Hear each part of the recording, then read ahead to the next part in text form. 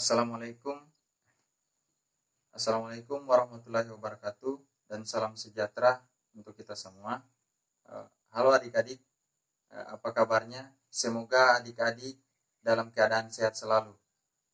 Jadi perkenalkan, nama kakak Kurniawan, kakak adalah mahasiswa PLP angkatan 2020-2021, program studi pendidikan geografi Universitas Tadulako.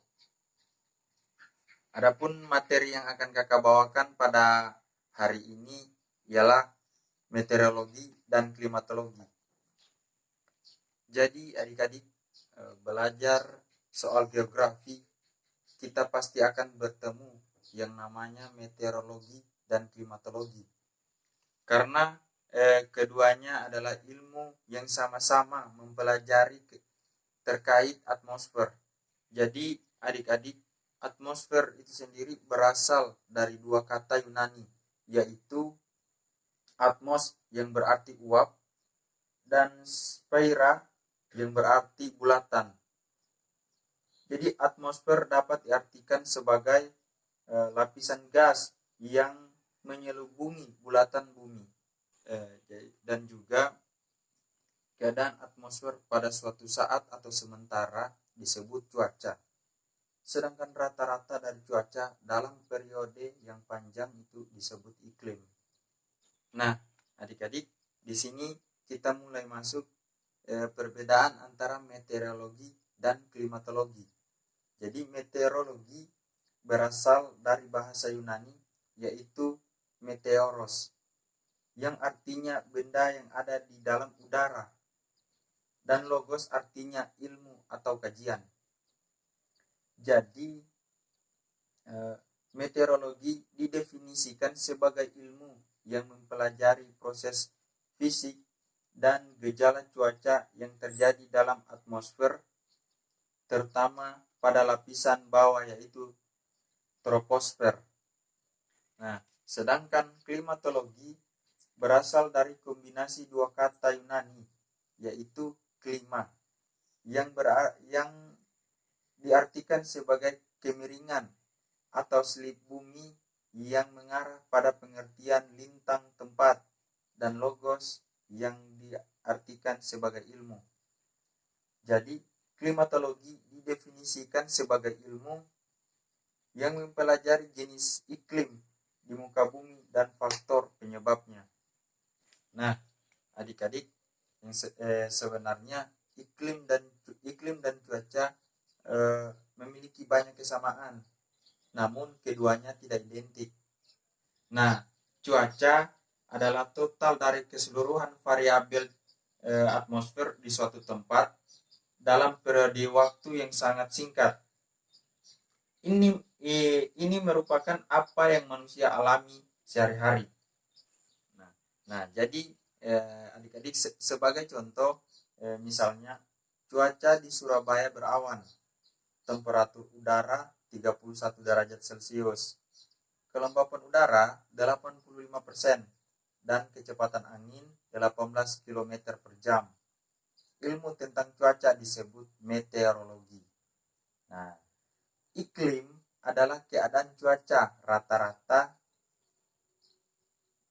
pada daerah yang lebih luas dan dalam waktu yang cukup lama. Ilmu tentang iklim disebut klimatologi. Seperti itu. Jadi, iklim merupakan kelanjutan dari hasil pencatatan unsur-unsur cuaca dari hari ke hari dalam waktu minimal 10 tahun lamanya. Unsur-unsur iklim sama dengan unsur-unsur cuaca, yaitu intensitas penyinaran matahari, suhu udara, angin, tekanan udara, awan, kelembapan, dan curah hujan. Nah, adik-adik, adapun data yang diperoleh dari meteorologi itu digunakan untuk penentuan iklim di suatu wilayah. Jadi, oleh karena itu, maka meteorologi dan klimatologi mempunyai hubungan yang sangat erat. Nah, jadi kata kunci untuk membedakan meteorologi dan klimatologi itu adalah pada skala luas dan waktunya, adik-adik. Jadi berbagai pertimbangan yang menyebabkan ilmu terkait mengkaji atmosfer bumi, diantaranya itu adalah satu, atmosfer melindungi penghuni bumi dari radiasi gelombang pendek matahari yang sangat kuat. Pada lapisan troposfer terdapat ozon atau O3 yang dapat menyerap radiasi matahari. Nah, poin yang kedua, banyak gejala atmosfer yang menarik dan perlu dikaji, misalnya terjadinya awan dan hujan, badai tropis, dan juga perubahan iklim. Nah, poin yang ketiga, atmosfer sebagai sumber alam yang perlu dieksplorasi dan dieksploitasi, misalnya teknologi hujan buatan, manfaat energi dan angin. Dan juga iklim merupakan kelanjutan dari hasil pencatatan unsur-unsur cuaca dari hari ke hari dalam waktu minimal 10 tahun lamanya.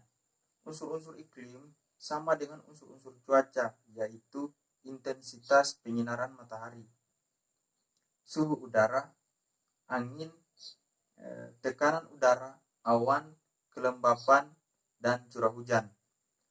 Jadi adapun data yang diperoleh dari meteorologi itu digunakan untuk penentuan iklim suatu wilayah. Dan oleh karena itu maka meteorologi dan klimatologi mempunyai hubungan yang sangat erat. Seperti itu. Jadi adik-adik, kata kunci untuk membedakan meteorologi dan klimatologi itu terdapat pada skala luas dan waktunya. Nah, jadi berbagai pertimbangan yang menyebabkan ilmuwan tertarik untuk mengkaji atmosfer bumi, diantaranya itu ada sekitar 6 poin. Poin yang pertama, atmosfer melindungi penghuni bumi dari radiasi gelombang pendek matahari yang sangat kuat. Pada lapisan stratosfer terdapat ozon atau O3 yang dapat menyerap radiasi matahari.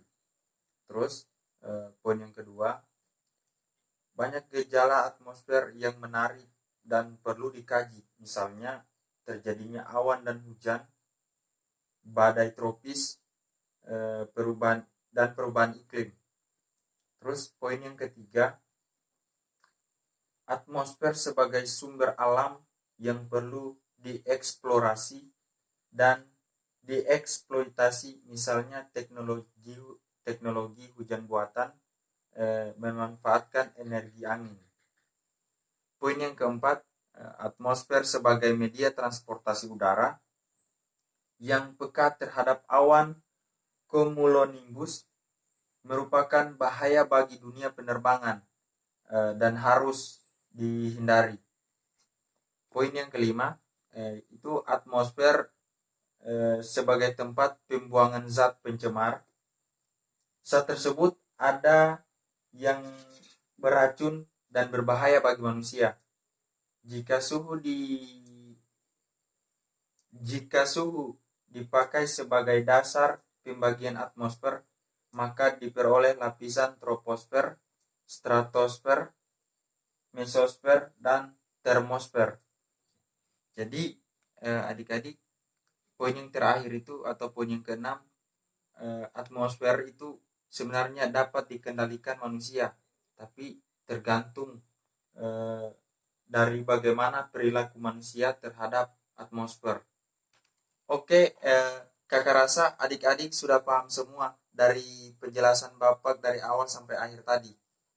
Jadi di sini apakah ada dari adik-adik yang bisa memberikan kesimpulan dari penjelasan tadi yang Bapak jelaskan? Nah, jadi kalau ada yang bisa, kakak akan beri nilai tambahan. Jadi adik-adik, kakak akan memberikan tugas kelompok pada adik-adik semua, dan tugasnya itu, jadi adik-adik tugasnya itu setiap kelompok membuat presentasi dalam PowerPoint, memuat materi dan klasifikasi soal meteorologi dan klimatologi. Nah, tak terasa proses pembelajaran kita pada hari ini telah selesai, dan sekian pembelajaran dari kakak. Semoga apa yang kita dapatkan pada hari ini dapat bermanfaat untuk kita semua ke depannya. Jadi sekian dari kakak. Wabillahi taufiq wal hidayah. Wassalamualaikum warahmatullahi wabarakatuh.